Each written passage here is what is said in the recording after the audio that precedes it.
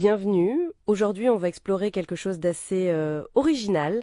Une revue de presse, oui, mais pas n'importe où. Dans une boulangerie à Trappes. Ah oui, Un vendredi matin, en plein ramadan, imaginez un peu l'ambiance, l'odeur du pain et les discussions sur l'actualité, la culture locale. c'est une initiative de Total Impro 2.0. Eux, ils font du streaming dans le Grand Sud-Ouest parisien, Yvelines, Essonne, tout ça. Et leur concept, c'est ça. Sortir le journalisme des rédactions, aller là où sont les gens. Et hop, diffusion en direct sur YouTube, Twitch. Exactement. Et là, on se base sur leur 26e édition qui a eu lieu le 21 mars 2025. L'idée, c'est de voir ce qui se dit, ce qui anime cette partie des Yvelines à travers cette retranscription. Notre mission, si on peut dire, c'est de décortiquer ces échanges. Qu'est-ce que ça nous apprend sur la presse du coin, les projets culturels, les voix de cette communauté? On va regarder les journaux qu'ils ont commentés, bien sûr, mais surtout écouter ce qu'ils se sont dit. Allons-y. Bon, l'émission commence par un tour de Rome.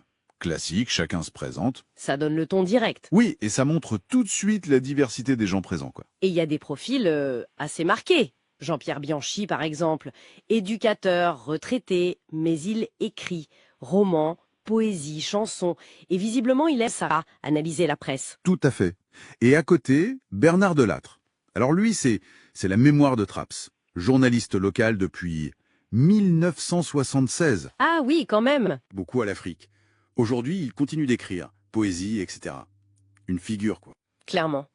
On a aussi Gigi Fulgoni. Lui, c'est la musique. Il a créé Boxon, un média sur la scène live des Yvelines. Et il est chroniqueur sur Marmite FM, la radio locale. Un habitué de l'émission d'ailleurs. Très ancré dans le milieu musical du coin. Et le dernier, Nidam Abdi, ancien journaliste, Libé, Le Point, critique musicale. Oui, et maintenant il a fondé Territorial Challenges, une veille sur le numérique dans les territoires. Et son truc, c'est aussi ce lien assez inattendu entre ramadan et musique. Il en a parlé, c'est intéressant. Bon, un beau panel. Alors, entrons dans le vif du sujet, la presse locale. Ce matin-là, ils en parlent comment? Toutes les nouvelles, ça revient souvent, non? Surtout avec Bernard Delattre. Ah oui, pour lui, c'est vraiment le lien social du coin. Il raconte un peu l'histoire du journal, les fusions d'éditions pour survivre, les rachats. Et les pages sport qui reviennent après avoir disparu. Voilà, des choses qui marquent la vie d'un hebdo local.